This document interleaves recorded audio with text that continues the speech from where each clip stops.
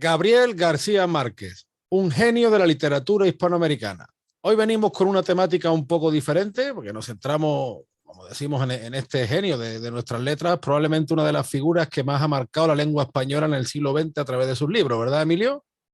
Sí, totalmente de acuerdo contigo, Antonio. Bueno, pero antes que nada, darte las gracias como siempre por la invitación a tu canal, Antonio Moreno Ruiz. Y sin duda, Gabriel García Márquez es el escritor hispano, no solo hispanoamericano, más Mm. importante del siglo XX, ¿no? Nada más creó prácticamente un estilo literario que es el realismo mágico, que es muy autóctono, porque mezcla muchas cosas propias del mundo de Hispanoamérica y también del mundo hispano en general que solemos compartir, y además de todos los premios que ganó durante toda su vida, pues así lo demuestran. Sí, con el español Camilo José Cela, pues fueron dos grandes premios Nobel de literatura en el siglo XX. Bueno, también con Juan Ramón Jiménez y otros grandes que ha dado la literatura en lengua española, ¿no? Vargas Porque Llosa también. Vargas Llosa ya es un poco posterior, su premio Nobel, pero bueno, la verdad que tenemos muchos escritores que destacan fuerte. Y como tú bien dices, García Márquez logró crear un mundo literario, ¿no? A través de Macondo, ese pueblo que él inventa, que es un alter ego de su Aracataca. Fíjate lo que le marcó, un pueblecito en el Caribe colombiano, que yo creo que él vivió 8 o 9 años, y sin embargo le marcó tanto, se tenía tanta memoria, y esa memoria le ayudó a desarrollar tanto la imaginación. Y con estilo periodístico, porque él aprendió mucho. Él se metió a estudiar en la universidad, pero realmente lo que le gustaba era escribir, y con ese estilo periodístico desarrolló su memoria y su imaginación a partir de un pueblecito del Caribe que él vivió con su familia, especialmente con sus abuelos, pues 8 o 9 años, y dejó un mundo literario. Es curioso porque hay tres grandes, ¿no? Del realismo mágico, como es García Márquez, como es Arturo Uslar Pietri, ¿no? Y como fue el guatemalteco Miguel Ángel Asturias, y bueno, luego también el cubano Alejo Carpentier, ¿no? Pero García Márquez, desde luego, ha dejado una obra tan prolífica, ¿no? Y luego quizá también conexión con algunos literatos españoles, porque a mí ese realismo mágico me recuerda un poco sobre todo a escritores gallegos, como por ejemplo Álvaro Cunqueiro, o anterior a Cunqueiro, que fue Valle Inclán. Es que claro, al fin y al cabo en la cultura hispánica, pues estas corrientes se encuentran porque hay un sustrato cultural común. Exacto, exacto. Y lo importante es como que él fue el precursor, ¿no? El primero que da fama a nivel internacional, pues a este tipo de novelas. Y como tú bien dices, pues lo marcó bastante el Caribe colombiano. No solo estuvo viviendo su niñez en su pueblito de Aracataca, sino también vivió en Santa Marta, vivió en Caracas entre 1957 al 59, o sea, la época de la dictadura de Pérez Jiménez, plena caída, por supuesto, que eso lo marcó bastante, ¿no? A la hora de escribir literatura, porque vivió la dictadura, ¿no? De Pérez Jiménez en Venezuela. Y algo importante, porque Venezuela también lo marcó a él, ¿no? Él decía que Caracas era una ciudad norteamericana enclavada en el trópico del Caribe. O sea, Ah, mira. algo muy curioso, ¿no? Y bueno, él trabajó como periodista ahí en Venezuela, fue un agudo periodista en sus reportajes de investigación realizados en Venezuela, detecta las particulares condiciones creadas por el Estado rentista en Uh -huh. diferentes áreas. En el aspecto demográfico, en un reportaje titulado Adiós Venezuela, también destaca la difícil situación de los migrantes en el país, ¿no? Los migrantes italianos después del derrocamiento de la dictadura de Pérez Jiménez, eh, por cuanto además de despertarse una onda de sentimiento de xenofobia, ¿no? Contra los extranjeros. Claro, Eh, porque se además pro Pérez Jiménez había fomentado la inmigración, y habían llegado muchos inmigrantes italianos, españoles, portugueses, ¿no? Húngaros incluso. Sí, entonces, bueno, a la caída de Pérez Jiménez, pues hubo un resentimiento de xenofobia contra este extranjero que se produjo con una caída brusca de las posibilidades de trabajo, ¿no? Y muchos tuvieron que devolverse porque los estigmatizaron por ser perejimenistas. Hay una anécdota que cuenta García Márquez en su investigación de que un barco italiano que estaba lleno de inmigrantes que iban a pasar las navidades en Italia, pues embarcaron y todos estaban alegres cantando porque iban ahí a su país a visitar a su familia y pasaron unos venezolanos diciendo, bueno, pues no regresen más, váyanse ¡Pi! para el carajo, ¿no? De no regresen más. Entonces, es una situación que se creó, pues, en los años 50 que en Venezuela siempre se dice que se le abrieron las puertas a los extranjeros y no están así como lo pintan, ¿no? También muchos extranjeros sintieron xenofobia y Gabriel García Márquez, pues, como buen periodista que es, pues, lo estuvo investigando. Ujú. Y bueno, también suministra muchos datos de la migración, señalando que habían entre 170.000 italianos, 80.000 españoles y 60.000 portugueses, porque en la época de Pérez Jiménez había más italianos que españoles, ¿no? Después sí los españoles pues aumentaron y superaron a la inmigración italiana, pero hizo un gran trabajo García Márquez en Venezuela con respecto a esto, ¿no? Él es curioso porque tuvo desde muy joven esa intuición periodística, ¿no? Y siempre contaba que como colombiano caribeño, cuando llegó a Bogotá por primera vez, le dio una sensación como de que todo estaba nublado, de que todo el mundo estaba vestido de negro y de que no había una mujer en la calle y mucho frío. Claro, Colombia es una ciudad andina en ese sentido y siempre le dio esa impresión Bogotá. Fíjate que él decía que si sería recordado a posteriori, sería principalmente a través del amor en los tiempos del cólera, un libro que a mí me encantó. Sin embargo, García Márquez, tanto el Nobel como el recuerdo que yo creo que le da la posteridad es más bien a través de 100 años de soledad, que ahí se ve también un poco la influencia de William Faulkner, ¿no? O Faulkner, perdón por la pronunciación. Este gran escritor estadounidense que era muy aficionado a establecer genealogías, ¿no? A lazos familiares. Y García Márquez, de hecho, él lo dice en su autobiografía, que él leyó muchísimo a Faulkner y una de las cosas que le impresionaba era cómo Faulkner describía los paisajes. ¿Por qué? Porque las compañías bananeras que llegan al Caribe, que llegan al trópico de Estados Unidos, reproducen los poblados norteamericanos tal cual, con los techos de zinc y el mismo tipo de calles, de construcciones. Entonces, García Márquez siempre contaba que cuando empezó a leer a Faulkner, una de las cosas que le impresiona es eso, cómo le recuerda a aquellos pueblecitos del Caribe que realmente estaban administrados, entre comillas, administrados por la United Fruit Company, más muchas veces que por el propio gobierno, ¿no? Sí, es increíble cómo sus novelas demuestran, no solo Cien años de soledad, también en Amor en tiempos de cólera, cómo era esa sociedad de finales del siglo XIX, principios del siglo XX, ¿no? Manejada casi que comercialmente por los anglosajones, ¿no? Sí, sí, sí. Tanto por estadounidenses como británicos. Y cuando él recibe el Premio Nobel de Literatura en 1982, las razones de por qué la academia se lo da son las siguientes, cito textualmente: por sus novelas e historias cortas en las que lo fantástico y lo real se combinan en un mundo ricamente compuesto de imaginación, lo que refleja la vida y los conflictos de un continente.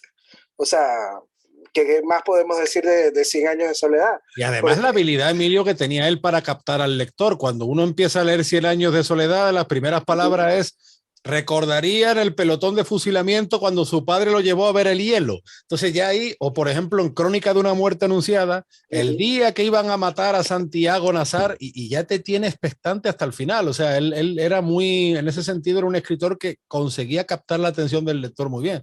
En novelitas cortas que a mí me gustan mucho, como, bueno, aparte de Crónica de una muerte anunciada, como La mala hora, o El coronel no tiene quien le escriba. Cuando él escribe El coronel no tiene quien le escriba, que está basada en parte en algo que él vivió con su abuelo, que se llevó toda su vida esperando una pensión que nunca llegó, porque eso es otra. Él escribía muchas cosas que o habían pasado o él había escuchado en su ambiente, ¿no?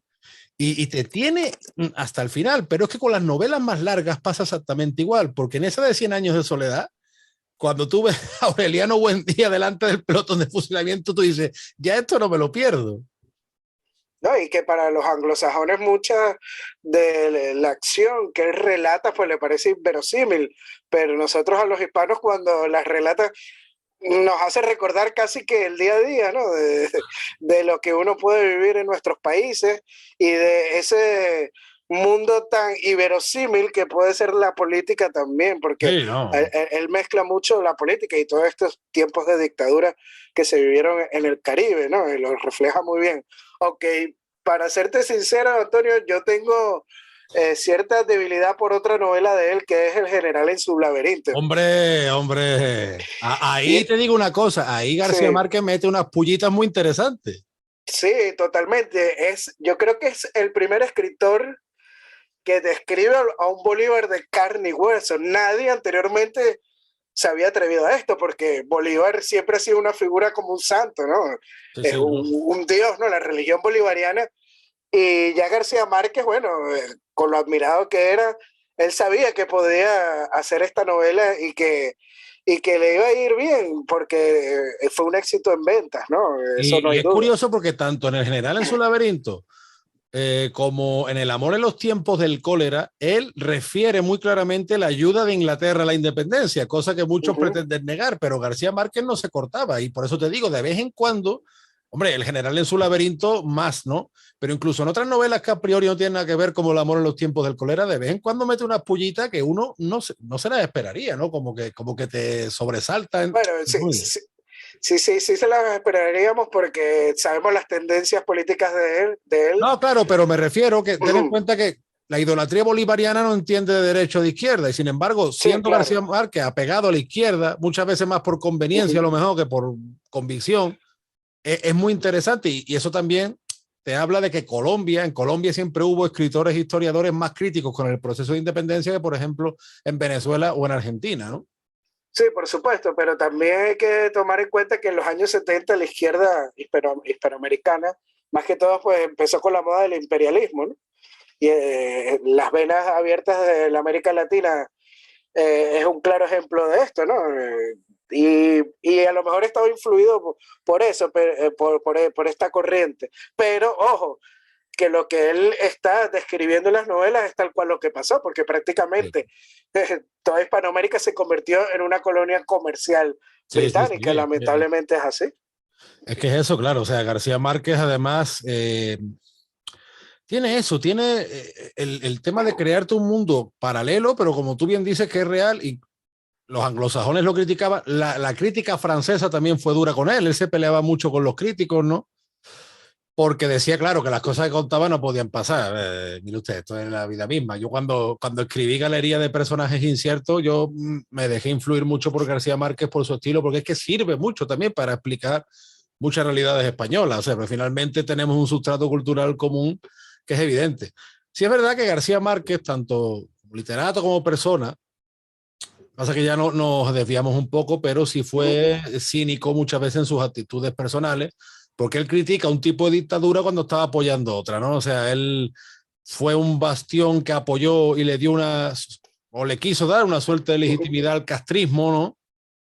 O incluso al chavismo también, porque él escribía muy bien sobre Chávez y demás. No, Y ahí yo creo, En Venezuela ayudó a fundar un partido político que se llama el MAS, el Movimiento al eh, Socialismo. En 1972 él recibió el premio Rómulo Gallegos y el dinero se lo dio a Teodoro Petkov, que es el fundador de este partido, para que lo empezara a iniciar. O sea, sabemos que le gustaba esto de los movimientos políticos. y luego fíjate que le pasa como a Camilo José Cela, y eran los dos de tendencias políticas diferentes, pero fueron muy malos adivinos, porque, por ejemplo, en una entrevista larga que le hacen, que creo que fue emitida por Televisión Española Internacional, él decía, cuando empezó todo esto en España de los separatistas a meterse en la educación y ya se empezaban a marginar horas de español en Cataluña, en otras partes tomadas por el separatismo, decía, no, yo no creo que eso llegue a buen puerto, no, pero por desgracia sí llegó. Y Camilo José Cela también se equivocó de plano en apoyar o en mirar para otro lado cuando ese tipo de políticas se estaban haciendo. O sea, yo creo que eso fue un gran fallo del siglo XX, el muchas veces mezclar cinismo con romanticismo y en política da resultados nefastos. Y García Márquez, por desgracia, cayó mucho en eso. Bueno, uno que cayó en eso fue Vargas Llosa, pero al final, pues vio el resultado de todas estas políticas y se arrepintió de aquel viejo apoyo que él pudo haber dado a la revolución cubana en sus inicios, ¿no? Y Mm. ahora, pues, un fuerte crítico a eso, a lo mejor. Y fíjate, pana, cómo tanto Vargas Llosa como García Márquez, que además tenemos la anécdota aquella famosa del puñetazo que le dio Vargas Llosa, que Sí, Hubo quien dijo que eso era por política y que eso era por la mujer, en fin, vete tú a saber por lo que fue aquello porque nunca lo contaron. Pero fíjate cómo Los dos muchos, eran muy mujeriegos, ¿eh? sí, y fíjate cómo muchos de estos grandes autores hispanoamericanos eran editados en Barcelona, o sea, Barcelona, Sí, a partir de la segunda mitad del siglo XX, se convirtió en la gran capital cultural de la lengua española, y por desgracia eso se ha ido al garete, y bueno, mucho, por desgracia para Barcelona y para bien para Madrid, porque muchos hispanoamericanos, escritores, editores, etcétera, se están yendo para Madrid, pero García Márquez, Vargas Llosa, Sábato, Cortázar, Borges, todos estos literatos hispanoamericanos, oye, pues trabajaba muy bien con las editoriales que estaban en Barcelona. Sin embargo, eso ¿no? desapareció. Y él vivió en Barcelona, y sobre todo al final de la dictadura franquista, entre el 67 y el 75. Y ojo, que él, a pesar de que era de tendencia de izquierda, por lo menos en Venezuela, fue un poco crítico con Pérez Jiménez, pero lo apoyó. Y si quieres te leo la misma opinión de Adelante. García Márquez. Esto lo pueden buscar en un texto llamado La infeliz Caracas. Y cito, Venezuela fue por poco tiempo, pero de un modo inolvidable en mi vida, el país más libre del mundo. Y esto lo está diciendo bajo la dictadura de Pérez Jiménez. Y yo fui un hombre feliz, tal vez porque nunca más desde entonces me volvieron a ocurrir tantas cosas definitivas por primera vez en un solo año. Está hablando del año 58. ¿Mm? Me casé para siempre, viví una revolución en carne y hueso, tuve una dirección fija, me quedé 3 horas encerrado en un ascensor con una mujer bella, definí para siempre mi concepción de la literatura y sus relaciones secretas con el periodismo. Manejé el primer automóvil y sufrí un accidente 2 minutos después. Y adquirí una clara política que habría de llevarme 12 años más tarde a ingresar en un partido en Venezuela. Se está hablando del MAS. Uh -huh. O sea, está diciendo que el país más libre del mundo es Venezuela en la época de Pérez Jiménez. Es contradictorio, ¿no? A veces en lo que dice. Sí, no, García Márquez muchas veces podía ser, como te digo, por motivos prácticos, ¿no? Más que por convicción propia. Él como que buscó arrimarse al sol que más calienta. En fin, la verdad que le tocó también vivir una época muy complicada, pero yo creo que lo peor sin duda que hizo fue eso, fue ser una especie de valedor moral e intelectual del castrismo, con todo lo que ello conllevó y con todo lo que ha hecho el castrismo, sobre todo, bueno, desde el año 59, no digamos ya desde el 90, a partir de la creación del Foro de São Paulo, o sea, que se le haya dado esa supuesta categoría moral a este entramado criminal que está reventando nuestros países, incluyendo España, pues en ese sentido no lo deja muy buen lugar, pero bueno, también tenemos que separar a la obra literaria de la posición política, de la persona, porque si no, no acabamos nunca. Lo que no No, se puede negar mejor. como literario es un genio y eso no hay duda, A eso porque voy. O sea, yo lo que creo que hay que separar en ese sentido y que como literato, desde luego, ha habido muy pocos como él. sí, bueno, y es más, Cien años de soledad es considerada una obra maestra de la literatura hispanoamericana y universal, y así como es una de las obras más traducidas y leídas en el español. O sea, yo creo que después del Quijote debe estar en el Por top ahí, 5, ¿no? por ahí, por ahí. Yo, Fíjate en que el top a 3. mí hay un libro de García Márquez que no me gustó concretamente, que fue El otoño del patriarca. Lo vi, no sé, medio escatológico, medio... Ese libro es de los poquitos de García Márquez que no me ha gustado, pero yo tuve una época, sobre todo en la universidad, con un profesor que me marcó mucho. Teníamos una asignatura que era Historia de la Cultura en la América Contemporánea. Nos la impartía el doctor Luis Navarro García, grandísimo historiador. En los exámenes era muy severo, pero bueno. Y tuvimos que hacer trabajos de García Márquez, de Vargas Llosa, en fin, de Rubén Darío, de muchos autores. Y nos hizo hacer un trabajo de crónica de una muerte anunciada. Yo era un chavalito, fíjate, con 18, 19 años. Y desde entonces me marcó y lo bueno que en España, tú sabes, se pueden encontrar libros de ocasión muy baratos en la época de estudiante, que uno está siempre a dos velas. Dos velas, en Perú se dice misio, en España decimos a dos velas, que estamos cortos. En Venezuela pela bola. Estamos Pelando cortos de bola. guita, de guita, cortos de guita, como se dice en Argentina.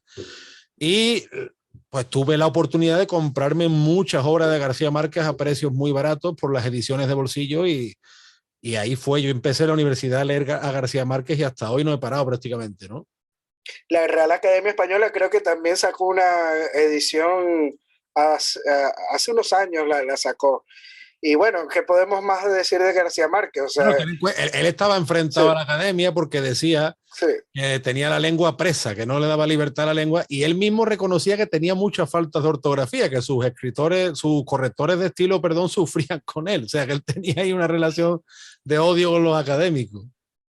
Sí, pero bueno, al final la academia pues se hizo la vista gorda y apoyó mucho su trabajo, ¿no? Como creo que, si más me equivoco, fue en el año 2012, 2014 que sacaron una edición en gran cantidad de ejemplares, la Real Academia Española, ¿no?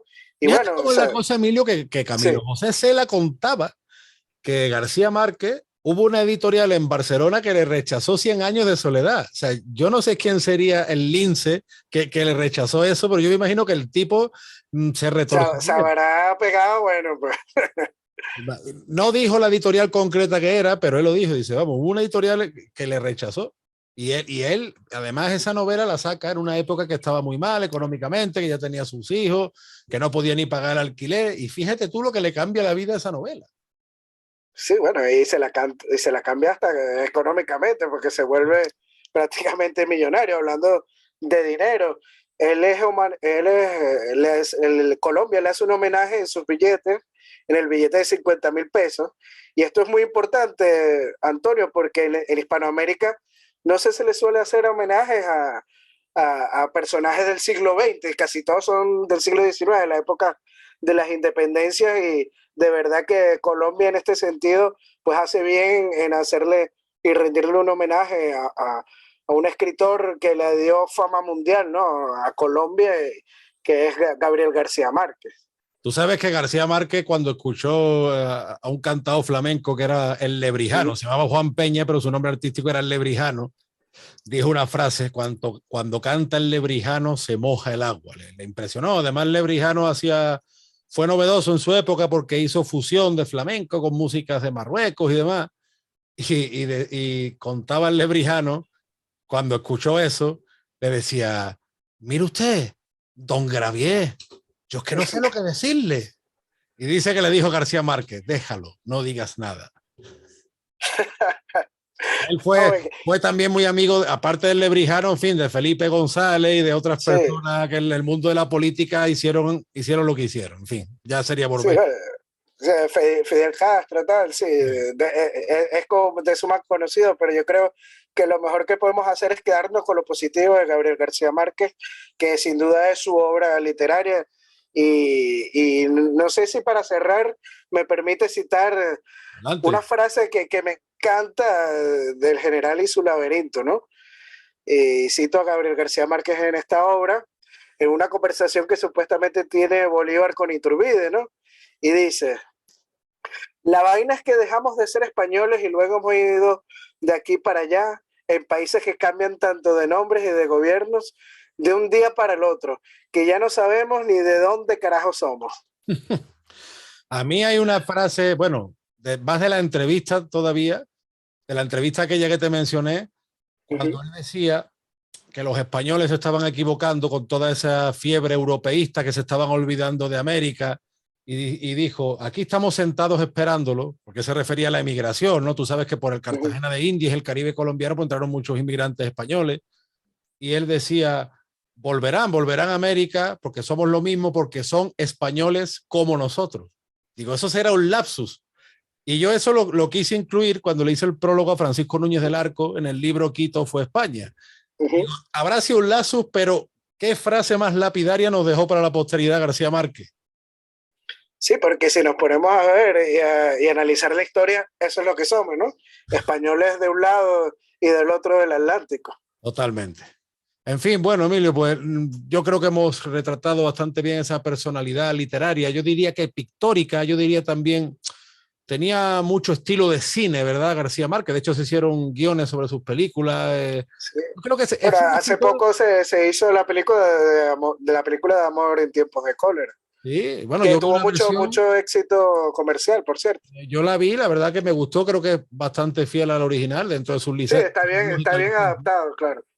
Y García Márquez tenía eso, jugaba mucho con la fotografía, la pintura, el cine. O sea, era un escritor, para mí uno de sus méritos es que fue un escritor que se sacó mucho partido, que logró conectar con un público variadísimo y bueno, que nos ha dejado un legado en lengua española. Y te digo, yo me considero deudor de su estilo, por lo menos en parte, ¿no? Así que nada, pana, como siempre, un placer charlar contigo. García Márquez, yo creo que era un tema obligado, ¿no? En nuestras charlas sobre nuestra historia y nuestra cultura hispanoamericana. Y por cierto, les recomendamos desde aquí a todos nuestros espectadores que sigan a Venezuela Provincial en Facebook, en Instagram, que es mi eterna asignatura pendiente, y también en YouTube. En Facebook, Emilio está sacando artículos prácticamente todas las semanas, muy buenos, muy novedosos de temas desconocidos, ¿no? Así que en esas estamos, ¿no, pana?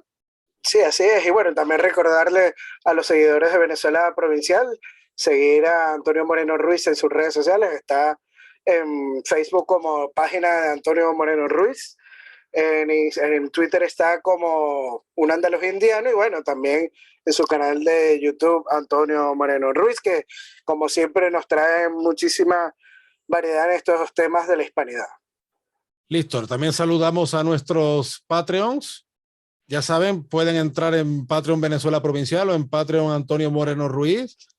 Saludamos a nuestro amigo venezolano José Alberto Gil Martínez. Por supuesto. Saludamos a todos nuestros patrocinadores y también al amigo Borja Ares. Le mandamos desde aquí un fuerte abrazo. Seguro que sí. Un abrazo para Borja. Y para los otros Patreon también, Gabriela Arrieta y Juan Cristóbal García. Perfecto. Pues volvemos a la próxima con más material sobre nuestros temas hispanoamericanos. Te mando un abrazo, pana. Un abrazo hasta Sevilla, Antonio. Hasta la próxima. Chao, chao. Chao.